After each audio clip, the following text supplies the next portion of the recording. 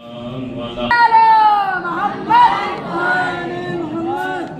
الله الرحمن الرحيم أما بعد فقد سبحانه وتعالى في كتابه المبين وهو أقدس الصادقين بسم الله الرحمن الرحيم لقد خلقنا الإنسان في أحسن تقويم صلوات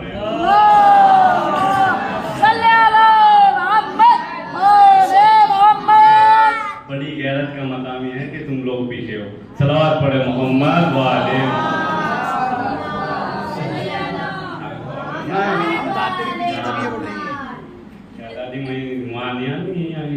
ہاں تو پروردگار عالم اپنی حسین ترین کتاب میں ارشاد فرماتا ہے لقد خلقنا الانسان فی احسن تقویم میں نے انسان کو خوبصورت بنایا انسان کو احسن بنایا میں نے انسان کو خوبصورت بنایا اور حسین نہیں بنایا حسین تو ساری کائنات ہے مگر انسان کو احسن بنایا ساری کائنات حسین ہو سکتی تھی مگر انسان بھی حسین ہو جاتا تو کیا شان میں گستاخی ہو جاتی مگر انسان کو احسن بنایا یعنی مطلب یہ ہے کہ انسان اتنا بے وقت اور اتنی انسان کی کوئی قیمت نہیں ہے کوئی پرائز نہیں ہے ہر چیز کا ایک پرائز ہوتا ہے ہر چیز کی ایک قیمت ہوتی ہے اندر تشریف لائیے قبلہ ہر چیز کا ایک پرائز ہوتی ہے ہر چیز کی کچھ نہ کچھ قیمت ہوتی ہے مگر انسان اتنا بے وقت ہو کے رہ گیا ہے کہ اس کا کہیں ذکر ہی نہیں ہوتا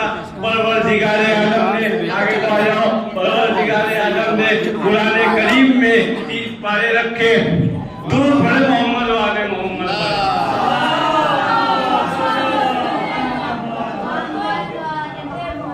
پروردگار عالم نے قرآن مجید میں 30 پارے رکھے 6666 آیتیں رکھی 114 سورے رکھے اور اس میں اتنا ذکر انسان کا کیا ہے جتنا اپنا بھی نہیں کیا درود پڑھے محمد و آل محمد اتنا اس نے اپنا ذکر نہیں کیا جتنا تم انسانوں کا کیا ہے اگر احسن سے مراد ہر انسان ہے تو پھر ابو لہب کے بارے میں کیا خیال ہے ابو جہل کے بارے میں کیا خیال ہے وہ بھی انسانوں کی فہرست میں شمار ہوتے ہیں اگر اس میں احسن ہر شخص مراد ہے تو ابو لہب بھی ابو جہل بھی کیا ابو لہب بھی احسن ہے کیا ابو جہل بھی احسن ہے نہیں احسن وہ ہے جو سورج کو پلٹا دے وہ احسن جو چاند کے ٹکڑے کر دے وہ احسن جس کے دل پہ ٹھکانا ہوتا ہے ان کے گھر کے بچے ایسے ہیں کہ جب وہ مباہلے کے میدان میں آئے تو نصرانی انہیں دیکھ کے کہے کہ یہ وہ بچے ہیں جو ہم چہرے دیکھ رہے ہیں کہ اگر پہاڑ کو اشارہ کر دے تو پہاڑ اپنی جگہ چھوڑ دے صلوات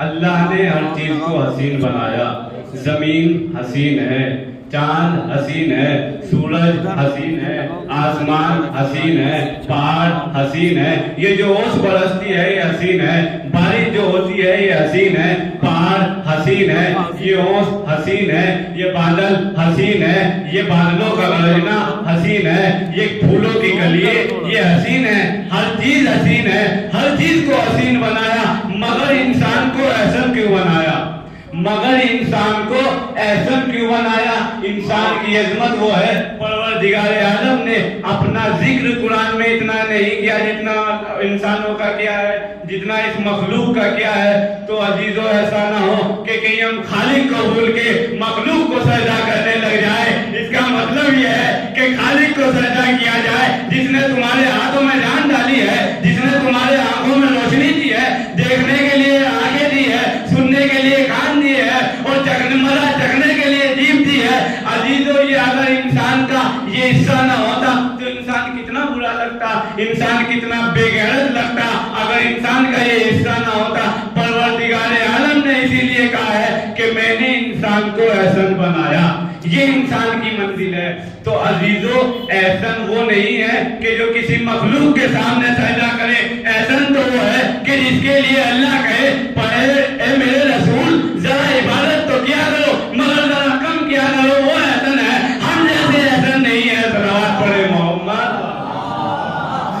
صلی علی بہت عمدہ بھائی، واہ واہ واہ۔ مخلوق کو سجدہ کرنے والا ایسا نہیں ہے، بلکہ جو 10 رکعت نماز پرور مخلوق جو 10 رکعت نماز پروردگار کے سامنے بے خلوص سے پڑھی جائے، اگر وہ خلوص سے ساتھ پڑھی جائے تو 2 رکعت بھی بہت ہے۔ اگر نماز قبول ہے تو ساری عبادت قبول ہے، اگر نماز قبول نہیں تو کچھ بھی قبول نہیں، حج بھی قبول نہیں، نہ روزہ قبول نہ زکوٰۃ قبول۔ اور لوگ کیا کہتے ہیں کہ نماز پڑھ لو تو جنت مل جائے گی، ایسے جنت تھوڑے مل جائے گی، رونے سے بھی جنت نہیں ملے گی۔ نہ اداداری تمہیں جنت دلا سکتی ہے، نہ نماز تمہیں جنت دلا سکتی ہے، بلکہ تمہیں نماز کو اداداری سے وصل کرنا پڑے گا، جب تمہیں جنت ملے گی۔ صلوات پڑھے ایسا نہ ہو پروردگار کو بلا دیا جائے، حسین کو یاد کیا جائے، ایسا نہ ہو حسین کو بلا دیا جائے، پروردگار کو یاد کیا جائے۔ ہر کام جبھی تو رسول نے کہا ہے کہ میں تمہارے درمیان 2 چیزیں چھوڑے جا رہا ہوں، ایک میرے اہل بیت ہے، ایک قرآن ہے۔ جنہوں نے قرآن کو چھوڑا وہ آج، جنہوں نے قرآن کو پکڑا وہ ابھی بھی گمراہ ہے، کیونکہ قرآن کے ساتھ اہل بیت کا ہونا ضروری ہے۔ قرآن کے ساتھ اہل بیت کا ہونا ضروری ہے۔ دعویٰ تو کوئی بھی کر سکتا ہے، میں کتاب پڑھ سکتا ہوں، دعویٰ تو کوئی بھی کر سکتا ہے کہ میں کتاب آپ کو پڑھا سکتا ہوں یا پڑھ سکتا ہوں، مگر جب تک اس کا استاد نہ ہو پڑھنے میں مزہ نہیں آئے گا۔ تو اہل بیت اس کتاب کے استاد ہے، ایک کتاب کی ایک استاد کی مثال کی طرح اہل بیت ہے۔ اگر تم نے اہل بیت کو چھوڑا، نہ تمہاری سمجھ میں قرآن آ سکتا، نہ جمعہ آ سکتی، نہ آخرت تمہاری کامیاب ہے اگر تم نے اہل بیت کو چھوڑا۔ یہ اہل بیت کی عظمت ہے۔ صلوات پڑھے محمد والے محمد۔ صلی علی محمد وعلی نعرہ حیدری، آواز بلند نعرہ صلوات۔ اللہ نے ہر چیز کو حسین بنایا، انسان کو احسن بنایا، کیونکہ انسان کی عظمت اور انسان کی بلندی پروردگار جانتا ہے۔ بنانے والا چیز کی اہمیت سمجھ سکتا ہے، استعمال کرنے والا کہاں چیز کی اہمیت سمجھے گا؟ صلوات پڑھے محمد والے محمد۔ اور بنانے والا ہی تو سمجھ سکتا ہے، استعمال کرنے والا تو سب استعمال کرے گا، جیسے اس سے استعمال کی جائے گی ویسے استعمال کرے گا۔ مگر جو بناتا ہے دکھ اس کو ہوتا ہے، پروردگار کو دکھ ہوتا ہے جب کوئی گناہ کرتا ہے، پروردگار کو دکھ ہوتا ہے، پروردگار کو دکھ ہوتا ہے جب کوئی غلط کام کرتا ہے، پروردگار کو دکھ ہوتا ہے جب کوئی عبادت چھوڑتا ہے۔ عزیزو بس یہی منزل ہے کہ اہل بیت کو نہ چھوڑا جائے نہ قرآن کو چھوڑا جائے۔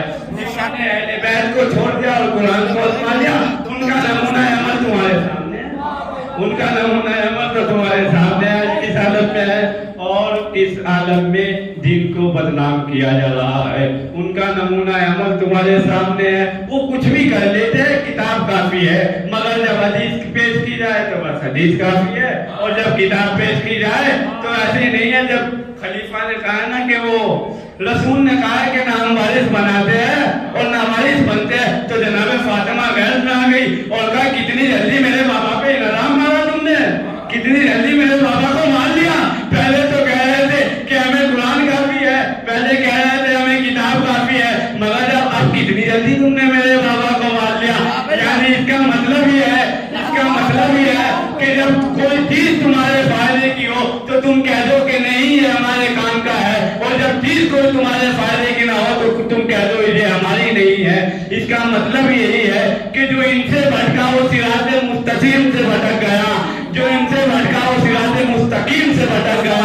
اس کا مطلب یہ ہے کہ دونوں چیزوں کو آزمایا جائے۔ اگر ایک چیز کو آزمایا جائے گا تو نقصان دے گی، ایک چیز کو آزمایا جائے گا تو نقصان دے گی۔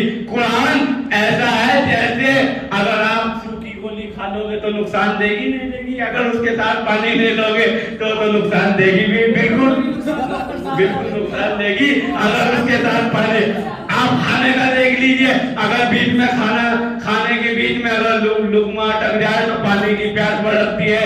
اسی لیے کہ اہل بیت ایسے ہے کہ جیسے پانی کی مثال، اور اگر قرآن کو بغیر سمجھے نکل گیا تو ایسے ہے جیسے حلق میں اٹکایا ہوا لقمہ، ایسے ہے جیسے حلق میں اٹکا ہوا لقمہ۔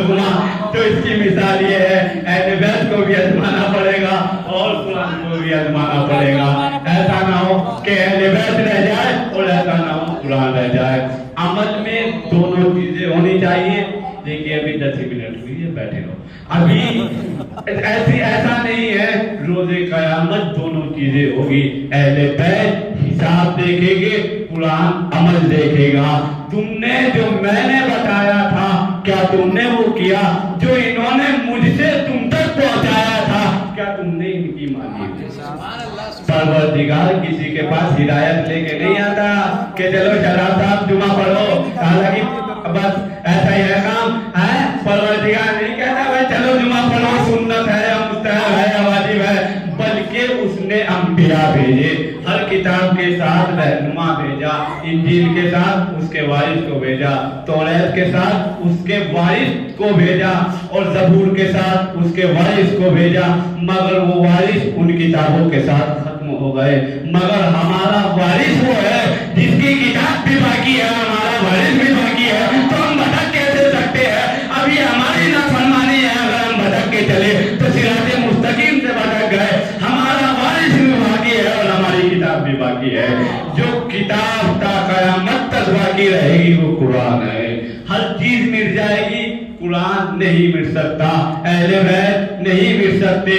حالانکہ عزاداری جو اہل بیت سے چیزیں متصل کر دی گئی وہ بھی مٹانے کی کوشش کی جا رہی ہے, اور کی بھی بہت گئی, مگر یہ مٹ نہیں سکتا. یہ فرش عزا حسین کا ہے. عزیزو, جب ہر کس و ناقص عزا میں نہیں آ سکتا, ہر کس و ناقص عزا میں نہیں آ سکتا. حسین نے شب عاشور یہی تو بتایا, حسین نے شب عاشور یہی تو بتایا. ساری کائنات کے مزاج کے خلاف حسین نے شمع کھل کرنے کے بعد سارے عالم کو منور کر دیا. حسین نے سارے عالم کو منور کر دیا. یہ حسین علی ابن ابی طالب علیہ السلام کی ذات تھی جس نے ساری کائنات کے مزاج کے خلاف شمع بجھا کے سارے عالم کو آج منور کر رکھا ہے. حسین آج بھی زندہ ہے, حسینیت کل بھی زندہ تھی, حسین تا قیامت تک زندہ رہے گا. عزیزو, آپ یہ ایک تجربہ یہ لگاؤ, اس بات سے ایک تجربہ یہ لگاؤ جو حالت حاضرہ ہے کہ حسین کے نام پہ اتنے یزید کے نام پہ جینے کو تیار نہیں ہے, اتنے حسین کے نام پہ مرنے کو تیار ہے. اتنے حسین کے نام پہ مرنے کو تیار ہے جتنے یزید کے نام پہ جینے کو تیار نہیں. تو یہ اہل بیت کی عظمت ہے, اور قرآن ان سے ہٹ کے نہیں سمجھا جا سکتا, قرآن ان سے ہٹ کے نہیں سمجھا جا سکتا. عزیزو, مسلمانوں نے بڑے قصیدے ایک رسول کے جملے پہ لکھے. وہ کہتے ہیں کہ رسول نے فرمایا اصحابی کا نجوم, میرے صحابہ ستاروں کی مانند ہے. تو کیا ستارہ ہونا معمولی بات ہے؟ کیا ستارہ ہونا ایلے گہرے کی بات ہے؟ کیا معمولی بات ستارہ ہونا ہے؟ اتنی چھوٹی بات تھوڑی ہے ستارہ ہونا. یا رسول نے ویسے ہی تھوڑے ہی کہہ دیا کہ میرے صحابہ ستاروں کی مانند ہے. اس کا مطلب یہ ہے کہ ان کی کچھ نہ کچھ عظمت ہے, ان کی بھی کچھ نہ کچھ عظمت ہے. ایسا نہیں ہے, ایسا نہیں ہے کہ جو ہمارے کام آئے ہم سے لے لے, اور جو ہمارے کام نہ آئے کیا معلوم وہ آگے کام آ جائے, کیا معلوم وہ حال میں کام آ جائے, کیا معلوم وہ آئندہ میں کام آ جائے.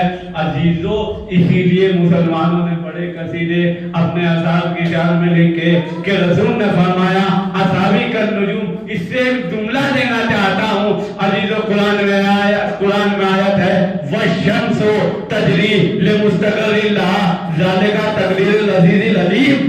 سورج جو ہے رواں دواں ہے, سورج رواں دواں ہے, رکا ہوا نہیں ہے, ٹھہرا ہوا نہیں ہے, منجمد نہیں ہے, اپنے محل پر رکا ہوا نہیں ہے, ایک ٹکاؤ نہیں بیٹھا ہے کہ سورج اپنی جگہ پہ بیٹھا ہے, بلکہ مستقر لہا, اپنے مستقر پر چل رہا ہے, اپنے مستقر پر چل رہا ہے, اپنے وقت پر چل رہا ہے. جب اسے حکم ہوتا ہے نکل جا تو نکل کے سامنے آتا ہے, اور جب حکم ہوتا ہے چھپ جا تو چھپ جاتا ہے. تو عزیزو, سورج اپنے وقت پہ چل رہا ہے. اور ستاروں کی واجبی منزل یہ ہے کہ وہ سورج سے آگے نہ چلے. ستاروں کی واجبی منزل یہ ہے کہ وہ سورج سے آگے نہیں بڑھ سکتے. اگر سورج سے آگے بڑھے تو بھٹک جائیں گے, اگر سورج سے آگے بڑھے تو بھٹک جائیں گے.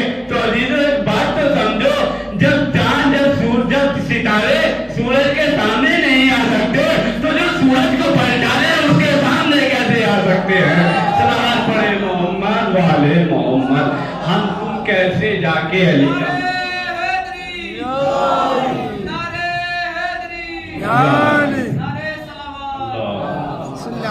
तो ये अजमत अहले बैत है। अगर अजमत अहले बैत को जुटलाया जाए तो नमूना अमल तुम्हारे सामने है। वे आज तक भी आमीन कह रहे हैं अजीजों, वे आज तक भी आमीन ही कह रहे हैं, वे आज तक आमीन कह रहे हैं। आपको नेमत मिल गई तो आप अल्हम्दुलिल्लाह के साथ खुलूस के साथ शुक्र खुदा करें। आप पे नेमतें तमाम हो चुकी तो आप जिक्र खुदाबंदी करें।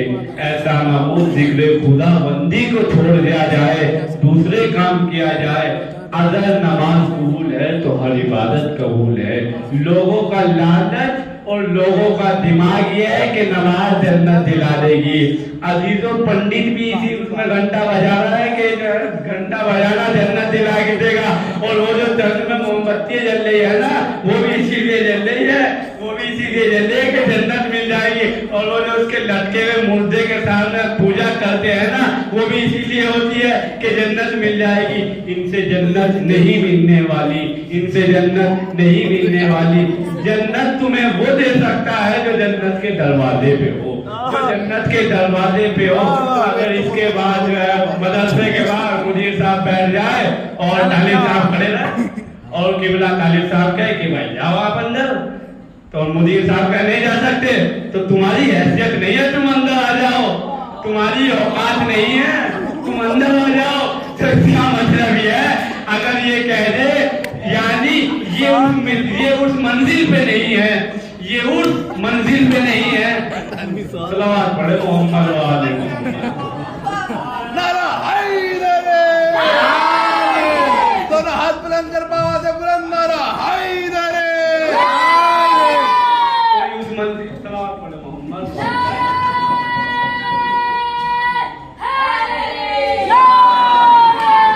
वो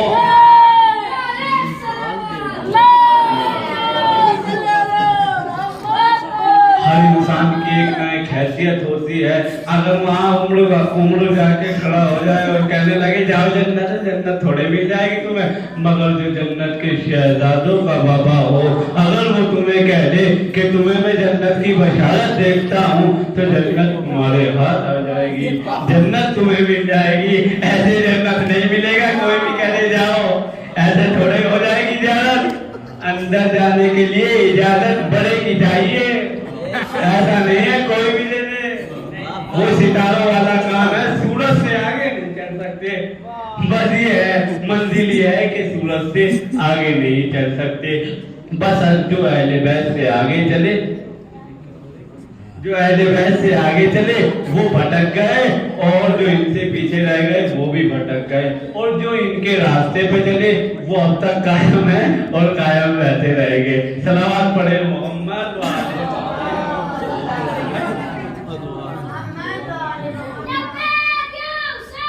लब्बैक या हुसैन, बुलंद करके बोलो, बाबा से बुलंद। लब्बैक या हुसैन, लब्बैक या हमदाई, लब्बैक या सिस्तानी, लब्बैक या सिस्तानी, लब्बैक या हिज़्बुल्लाह, लब्बैक या नसरुल्लाह।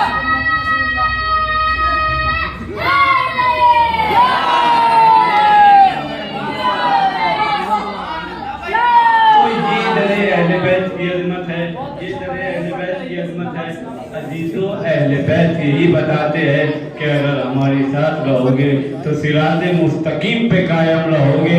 हम अल्हम्दुलिल्लाह कह के नमाज में ये साबित करते हैं कि जिन्हें रास्ता नहीं मिला वो अभी तक रास्ते की तलाश में है, और जिन्हें मिल गया वो अल्हम्दुलिल्लाह कह रहे हैं। इसका मतलब यह है कि हमारे माने क्या है कि हम सिराते मुस्तकीम पे कायम रह, यानी हम खड़े तो है मगर मालूम नहीं कब भटक जाए, खड़े हुए तो है मगर ये नहीं कि कायम रहेंगे या नहीं रहेंगे। इसका मतलब ये है कि हम परवरदिगार से दुआ कर रहे हैं, ए परवरदिगार जब तक पर्दे से कायम ना आ जाए हम तेरे रास्ते पर कायम रहे, जब तक पर्दे से कायम ना आ जाए हम तेरे रास्ते पर कायम रहे। बस अजीजों, लोगों ने कुरान को तो आजमाया, مگر قرآن کو اس طریقے سے نہیں آزمایا جس طریقے سے اہل بیت چاہتے تھے، جس طریقے سے قرآن کو اہل بیت چاہتے تھے، اور لوگوں نے اہل بیت کو چھوڑ دیا، قرآن کو آزمایا۔ تو دونوں چیزیں ہونی ضروری ہے، ایسا نہیں ہے کافی قرآن ہو، ایسا نہیں ہے کہ کافی اہل بیت ہو، دونوں چیزیں تمہارے زندگی میں ہونا چاہیے۔ جب تمہاری دنیا بھی کامیاب ہے اور آخرت بھی کامیاب ہے، تمہاری دنیاوی زندگی بھی کامیاب ہوگی اور تمہارا برزخ بھی آسان ہوگا، تمہاری آخرت بھی آسان ہوگی۔ بس عزیزو یہی منزل ہے، اسی لیے حسین نے مدینہ چھوڑا تھا۔ جب حسین کو معلوم ہوا کہ لوگ اسلام پہ وار کر رہے ہیں، لوگ اسلام پہ وار کرنے لگے تھے، ایک شاعر نے کہا ہے کہ خطرے کی زد میں آ گیا اسلام کا وجود، شبیر گھر سے آیتیں لے کر نکل پڑے، شبیر گھر سے آیتیں لے کر نکل پڑے، خطرے کی زد میں آ گیا اسلام کا وجود، شبیر گھر سے آیتیں لے کر نکل پڑے۔ تو عزیزو یہ اہل بیت کی عظمت ہے، مگر جو اہل بیت کو چھوڑ چکے تھے اور صحیح سے قرآن کو بھی نہ سمجھ پائے، جو قرآن کو جھوم جھوم کے پڑھ رہے تھے، جو قرآن کو جھوم جھوم کے پڑھ رہے تھے، جو قرآن کو جھوم جھوم کے پڑھ رہے تھے، وہ صحیح سے قرآن کو بھی نہ سمجھ پائے۔ عزیزو قرآن میں ایسی ایسی باتیں ہیں کہ اگر تم پڑھو اور پڑھنے کے بعد اس کی تفسیر پڑھو تو خود ہی جھومنے لگو گے، پڑھتے ہوئے جھومنے کی کیا ضرورت ہے؟ قرآن وہ کتاب ہے کہ تمہارا خود دماغ، تمہاری عقل خود اس منزل پہ پہنچے گی، تمہارا معیار اس منزل پہ نظر آئے گا۔ اگر ہم قرآن کو سمجھے، اگر قرآن کو سمجھ لیتے تو کچھ اور مرحلہ ہوتا، اور اہل بیت کو چھوڑ کے نہ قرآن سمجھ میں آیا، نہ قرآن کو چھوڑ کے اہل بیت سمجھ میں آئے۔ کچھ لوگوں نے مدینے میں یہی کیا کہ جن کی سمجھ میں قرآن نہیں آیا، جن کی سمجھ میں اہل بیت بھی نہیں آئے، انہوں نے کیا کیا؟ بعد رسول فاطمہ کو ستایا، علی کو ستایا، حسن کو ستایا، اور حسن کو تو اتنا ستایا کہ آپ نے دیکھا ہوگا کہ جب کسی کا جنازہ گھر سے نکلتا ہے تو واپس نہیں آتا، کسی کا جنازہ واپس نہیں آتا ہے۔ عزیزو جب عزیز و اقارب دفن کر کے آتے ہیں، مگر حسن کا جنازہ تاریخ میں ایسا ہے جسے گھر میں واپس لایا گیا، جسے گھر میں واپس لایا گیا، اور اگر خالی واپس لاتے تو افسوس جب بھی تھا، مگر یہ غم کی بات یہ تھی کہ تیر اتنے پیوست تھے حسن کے لاشے میں کہ جو چادر حسن کے اوپر ڈلی ہوئی تھی، جو کفن حسن کو دیا گیا تھا، اس پر تیروں کے نشان، اس پر خون کی بارش ہوئی تھی۔ حسن کا جنازہ گھر سے سفید گیا تھا، مگر جب لوٹ کے آیا تو سرخ ہو چکا تھا۔ عزیزوں مدینے والوں کو یہ مظالم، یہ ہدایت برداشت نہیں ہوئی، جو ہدایت رسول کر رہے تھے، جو ہدایت علی کر رہے تھے، جو ہدایت فاطمہ کر رہی تھی، جو ہدایت حسین کر رہے تھے، بس ان سے ہدایت برداشت نہیں ہوئی، اور یہ ان کے مظالم یہاں نہیں رکے، ان کے مظالم اس منزل تک پہنچے کہ 6 مہینے کے بچے کو بھی تیر شہشوبہ سے انہوں نے وار کیا۔ جب حسین نے کہا ظالمو تم کیا سوچتے ہو کہ میں بچے کے بہانے خود پانی پی لوں گا؟ آؤ ذرا اس بچے کو میں زمین پہ لٹا دیتا ہوں، خود پانی پلا دو۔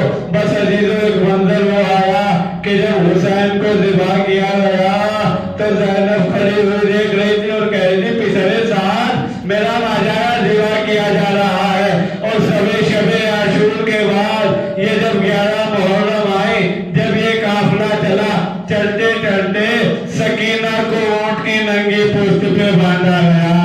عزیزو 4 سال کی بچی جب علی کے قریب جب شب عاشور کے بعد ایک بچی علی کے قریب آئی، اور علی کے قریب آنے علی ایک بچی تھی جو میدان میں پھر رہی تھی، اپنے بابا کو ڈھونڈ رہی تھی، کہہ رہی تھی میرے بابا شام ہو چکی ہے. میرے بابا میں نے مصلی بچھا دیا ہے.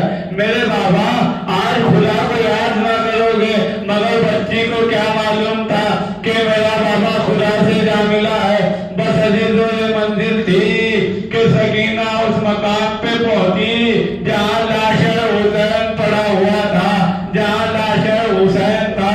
حسین کا سر تن سے جڑا تھا. جب زینب ڈھونڈتی ہوئی اس بچی کو پہنچی تو زینب نے دیکھا کہ سکینہ باپ کے لاشے سے لپٹی ہوئی تھی. عزیزوں زینب نے کہا میری بچی لاشے کو کیسے پہچانا؟ کر پھوپھی اماں میں اپنے بابا کو آواز دے رہی تھی. جب ہی کٹی ہوئی لاش سے آواز آئی ہے میری لاڈلی سکینہ تیرا بابا ادھر ہے. عزیزوں حسین نے سکینہ کو تن سے لگایا اور پیار کرنا شروع کیا. سکینہ نے باپ کی کٹی ہوئی گردن پہ ہاتھ رکھ دیے اور سکینہ چومنے لگی. میں کہوں گا اے مولا ذرا شب عاشور کے بعد شام کے زندان میں آئیے. کوئی سکینہ کی محبت کا امتحان لے رہا ہے, کوئی سکینہ کو تماچے مار رہا ہے, کوئی سکینہ کو یتیم کہہ رہا ہے. شمر نے اتنے تماچے مارے کہ سکینہ تماچے سہتی رخصت سے دنیا سے رخصت کر گئی. یہ شمر کے مظالم ہے. اے مولا ذرا شام میں آئیے. سیدم الذین ظلموا منقلبون ماتم حسین.